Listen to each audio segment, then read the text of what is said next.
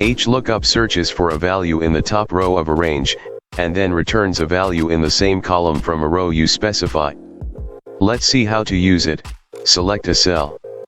Type equal, HLOOKUP. Specify what you want to look up, also called lookup value. Type comma. Mark range to specify where you want to look. Remember that, for lookup to work correctly, the lookup value should always be in the first row of specified range. Type comma. Type the number of the row containing the value to return. It is always counted from the top of specified range. Type comma. Specify true if you want an approximate match or false if you want an exact match of the return value. Hit enter. The HLOOKUP function has successfully found the employee who is in 7th row of specified range.